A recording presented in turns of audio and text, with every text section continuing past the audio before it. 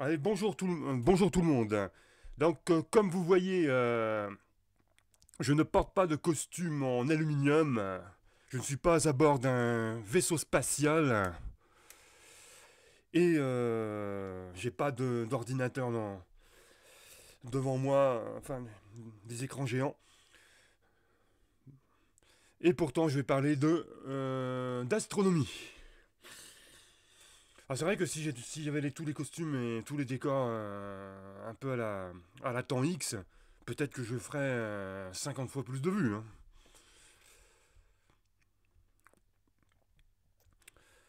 Donc voilà. Et je sais pas si vous savez qu'on peut les avoir, ces costumes en aluminium.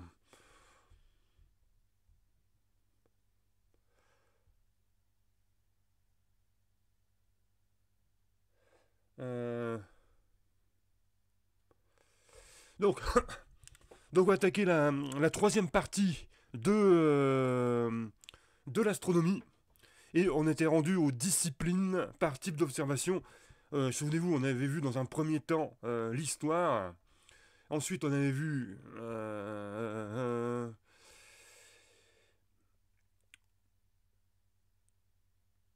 les, les, les matières d'astronomie par sujet. Et puis bon, voilà, on va voir.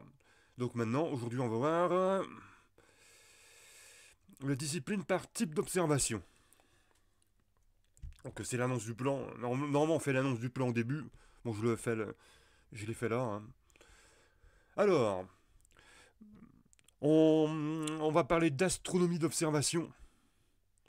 Donc, et on en reparlera pas on en reparlera plus tard. Alors, en astronomie, l'information provient principalement de la détection et de l'analyse de la lumière visible ou d'une autre onde électromagnétique.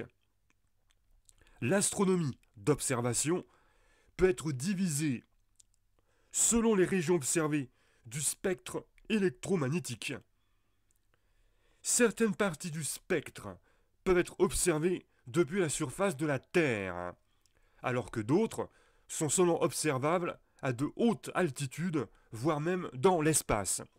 Des informations spécifiques sur ces sous-branches vont être données tout de suite. Allez, on va commencer par la radioastronomie. Donc la radioastronomie, on ne fera pas de vidéo là-dessus, parce que ça me paraît pas très intéressant. Enfin, il fallait faire un choix. Donc la radioastronomie étudie. Radio, il faut comprendre pas la radio, les postes de radio, il faut comprendre les radiations. Radio, radiation. Donc étudie les radiations d'une longueur d'onde supérieure au millimètre. La radioastronomie est différente des autres formes d'observation astronomique dans la mesure où les ondes radio sont traitées davantage comme des ondes plutôt que comme des photons discrets. Ah oui, c'est bien, on appelle ça, on a bien, ah mais on appelle bien ça les ondes radio. Il est plus facile de mesurer l'amplitude et la phase des ondes radio que celles de longueurs d'onde plus courtes. Bien que certaines ondes radio soient produites par certains objets astronomiques sous forme d'émissions thermiques, la plupart des émissions radio qui sont observées depuis la Terre sont vues sous forme de rayonnement synchroton qui est produit lorsque les électrons oscillent autour de champs magnétiques. Donc quand on dit émissions de radio, c'est pas les émissions sur RTL, hein. C'est- on est en astronomie, on n'est pas. En outre, un certain nombre de raies spectrales produites par le gaz interstellaire, notamment la raie d'hydrogène à 21 cm, sont observables dans le domaine radio. Une grande variété d'objets sont observables en ondes radio, ce qui inclut les supernovae, le gaz interstellaire, les pulsars et les noyaux galactiques actifs. Alors probablement qu'on en verra certains euh, lorsqu'on débutera la première partie. Donc c'est pareil, l'astronomie infrarouge, on fera pas de vidéo là-dessus, mais on peut en parler 2 minutes. L'astronomie infrarouge s'occupe de la détection et de l'analyse du rayonnement infrarouge. C'est-à-dire, il s'agit de longueurs d'onde qui sont plus longues de celles de la lumière rouge.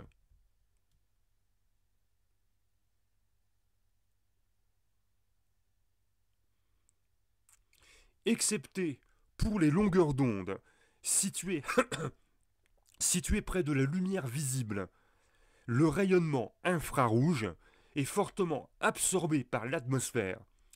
D'autre part, celle-ci produit des émissions d'infrarouge significatives.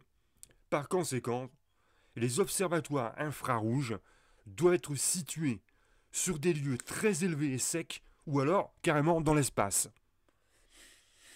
Donc là, on les observe depuis l'espace ou en haut des montagnes.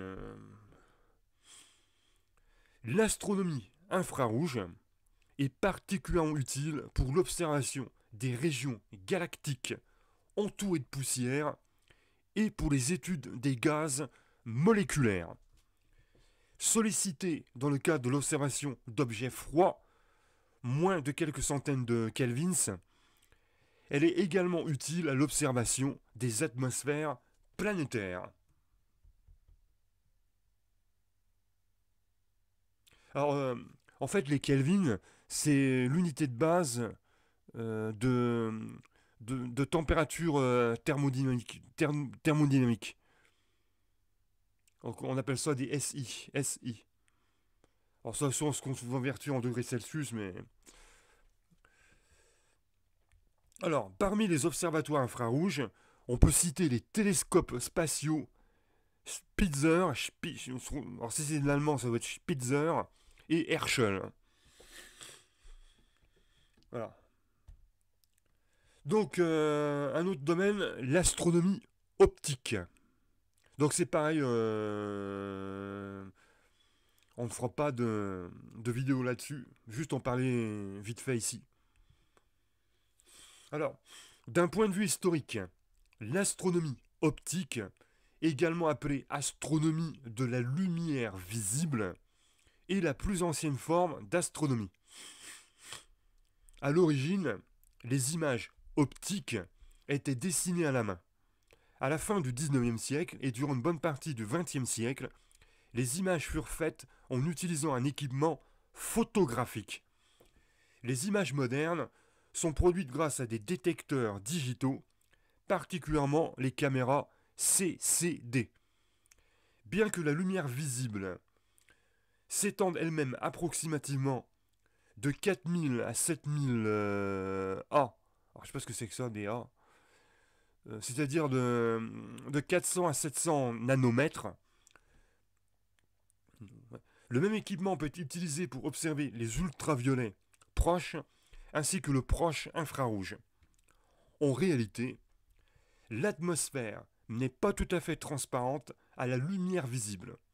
En effet, les images obtenues sur Terre, dans ces longueurs d'onde, souffrent de distorsions dues aux turbulences atmosphériques. C'est ce phénomène qui est responsable du scintillement des étoiles. Le pouvoir de résolution ainsi que la magnitude limite théorique d'un télescope terrestre sont donc diminués à cause de ces mêmes perturbations.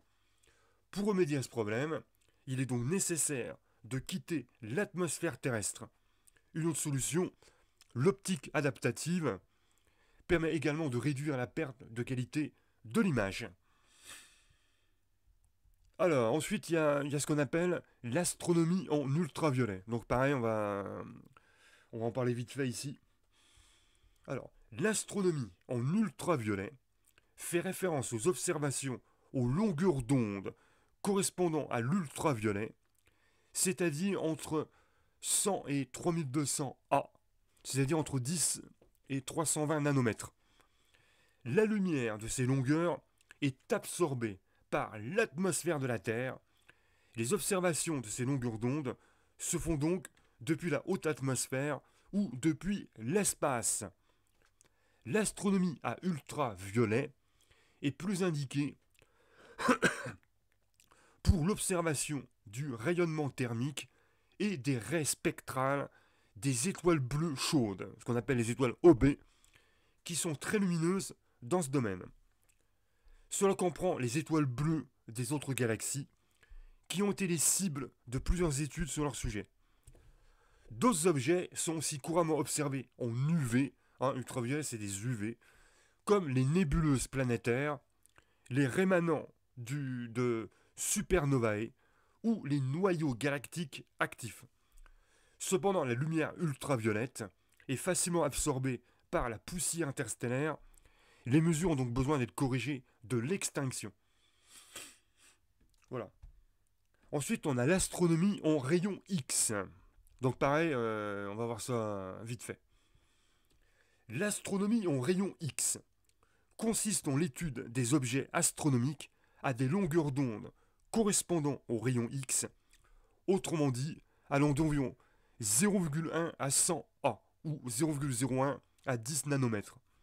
Typiquement, les objets émettent des rayons X comme des émissions synchrotons, c'est-à-dire produits par des électrons oscillant autour des lignes d'un champ magnétique, des émissions thermiques provenant de gaz fins appelés rayonnement continu de freinage, qui est au-dessus de 10 puissance 7 kelvins, ainsi que des émissions thermiques de gaz épais, appelés des rayonnements du corps noir, dans la température supérieure à 10 puissance 7 kelvins.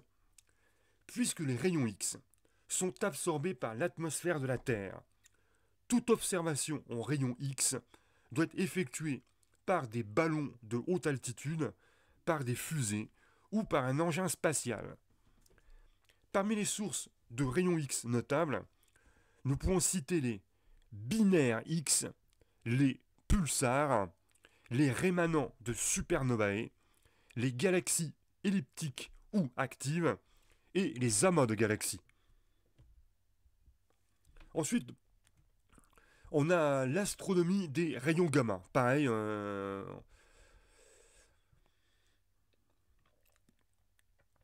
on verra pas ça en détail. Hein.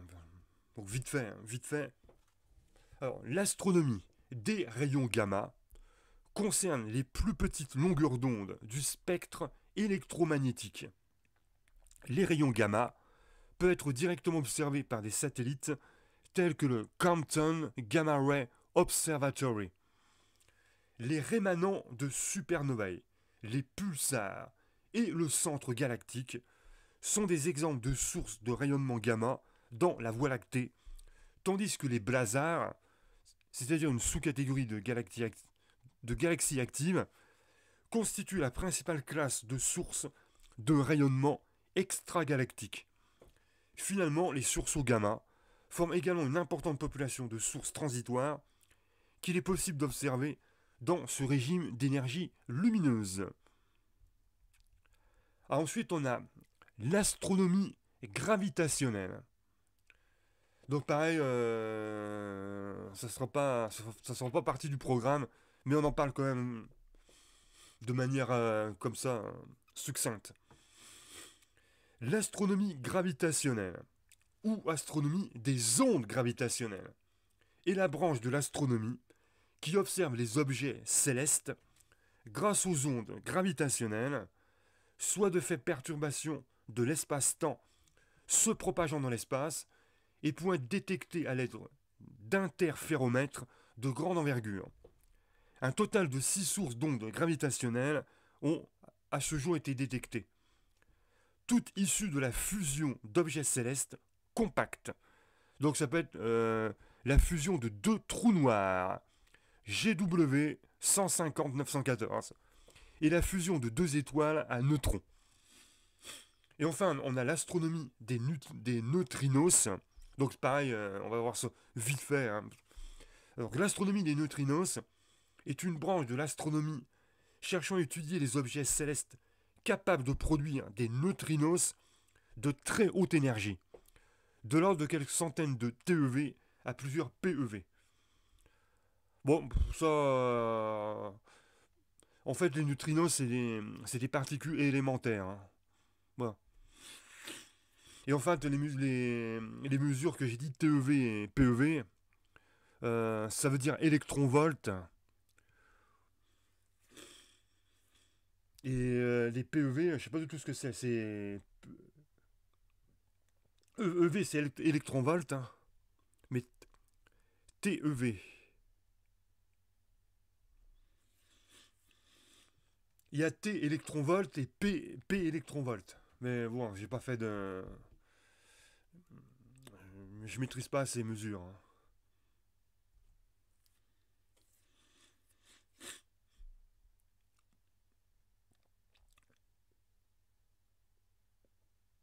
J'ai dû rater, mais peut-être qu'on en a parlé dans les cours d'électricité.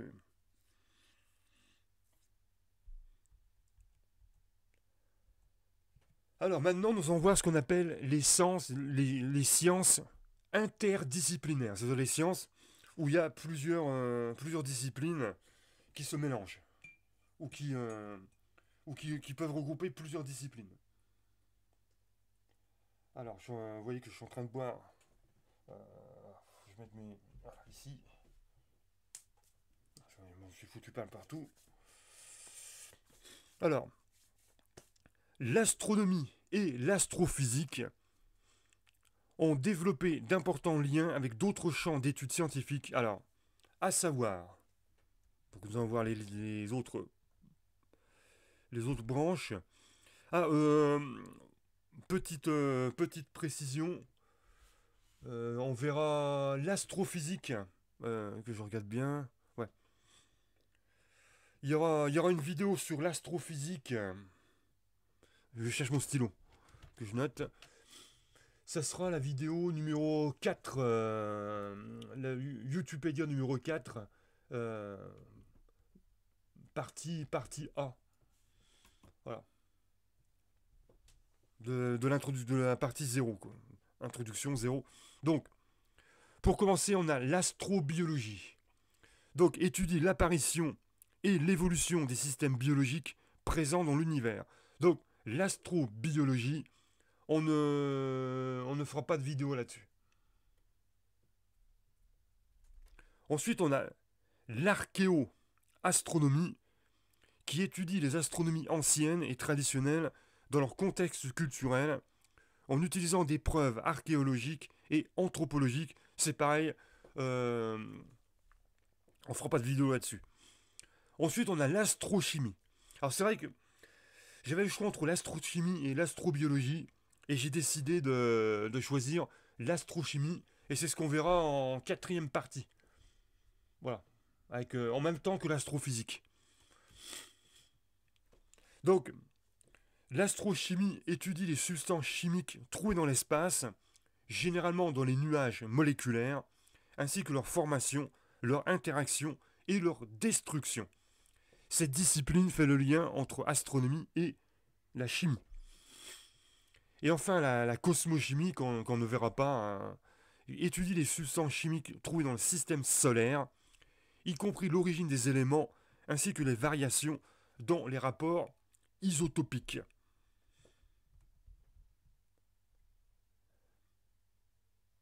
Alors, pour ceux qui ne savent pas ce que c'est qu'un isotope, en fait, ce sont des nucléides. Alors, si on ne sait pas ce que c'est des nucléides, ouais, ok, pas terrible.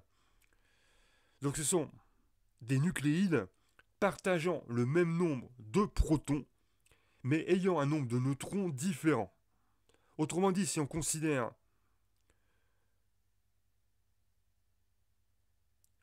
deux nucléides dont les nombres de protons sont Z et Z', et les nombres de neutrons N et N', ces nucléides sont dits isotopes. Puisque si et seulement si Z équivaut à Z', et que N est différent de N'. Voilà. Alors ce qu'on appelle les protons, alors si j'ai bien compris, si vous regardez un tableau chimique, c'est le chiffre qui se trouve en haut. Ah, souvenez-vous que vous ayez en classe de sciences naturelles ou sciences et vie de la Terre, il y avait des chiffres. Bah, pour ceux qui ont été, je sais pas si on étudiait ça en 6e, 5e.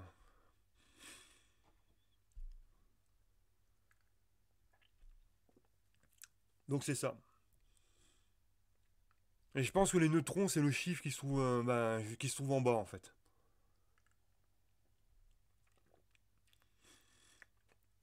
Je sais pas, par exemple, t'as le carbone qui s'écrit C, et t'avais le chiffre 12, donc ça veut dire 12 protons, et t'avais le chiffre 6 en bas qui veut dire, ça veut dire 6 neutrons. C'est.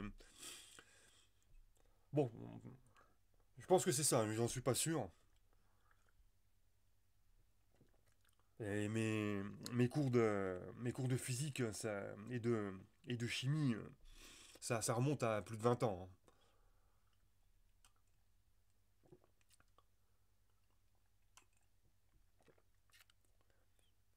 D'ailleurs, qui se souvient de ça après 40 ans, hein?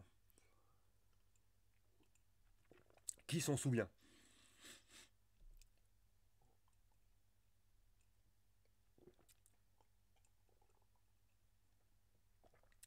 Une fois qu'on est dans le monde du travail ou dans le monde adulte, on oublie quasiment tout ce qu'on a vu quand on était dans le monde scolaire, hein.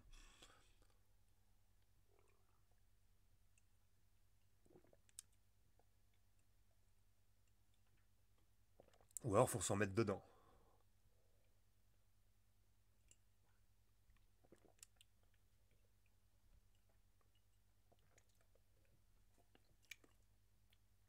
Et enfin, on va conclure par l'astronomie amateur.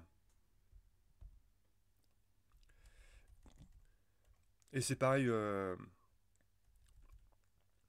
ça fera l'objet d'aucune vidéo, hein. Donc, les astronomes amateurs observent une variété d'objets célestes au moyen d'un équipement qu'ils construisent parfois eux-mêmes. Les cibles les plus communes pour un astronome amateur sont bien sûr la Lune, les planètes, les étoiles, les comètes, les essaims météoritiques, ainsi que les objets du ciel profond que sont les amas stellaires, les galaxies et les nébuleuses. Une branche de l'astronomie amateur est l'astrophotographie, consistant à photographier le ciel nocturne. Une partie des amateurs aime se spécialiser dans l'observation d'un type d'objet particulier. La plupart des amateurs observent le ciel aux longueurs d'onde visibles, mais une minorité travaille avec des rayonnements hors du spectre visible. Cela comprend l'utilisation de filtres infrarouges sur des télescopes conventionnels ou l'utilisation de radiotélescopes. Le pionnier de la radioastronomie amateur était Karl Jansky, qui a commencé à observer le ciel en ondes radio dans les années 1930. Un certain nombre d'amateurs utilisent soit des télescopes fabriqués de leurs mains, soit des télescopes qui ont été construits à l'origine pour la recherche astronomique, mais qui leur sont maintenant ouverts, par exemple le One Mice Telescope. Alors moi, ça,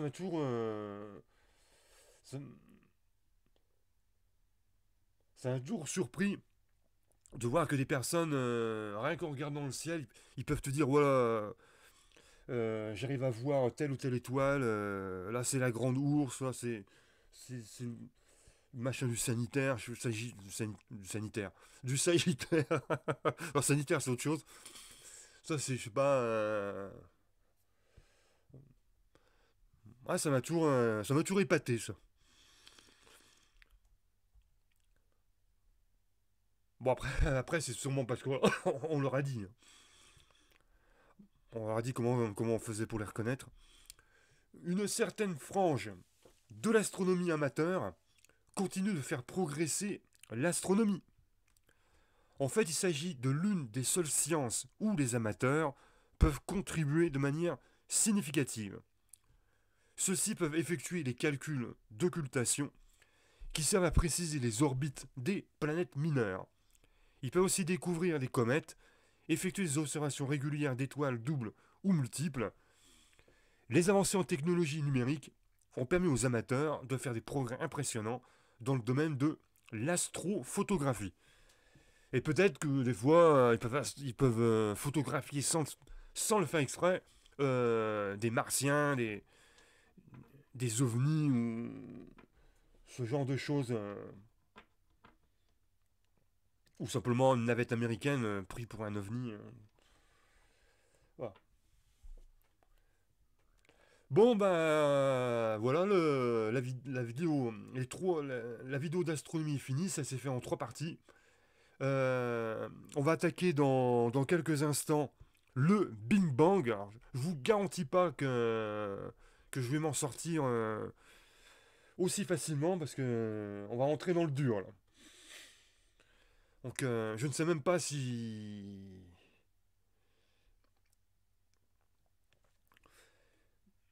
ma vidéo va être facile à faire parce que c'est beaucoup de termes techniques. Bah on verra. Peut-être que je me fais peur là. Donc la vidéo à suivre, ça sera le Big Bang. Alors pour ce qui concerne le polonais, il y aura, il y aura un cours il y aura un cours de polonais dans la soirée, mais je préfère faire le Big Bang avant. Donc ce que je vais faire, c'est que je vais mettre en ligne cette partie-là. Et, euh, et à 18 h, je vais attaquer le Big Bang. Et bien sûr, la vidéo sur le Big Bang arrivera ce soir, arrivera dans la soirée, quoi. Donc sur ce, je vous dis à plus. Donc, et on se retrouve avec le Big Bang dans quelques instants. Ça sera euh,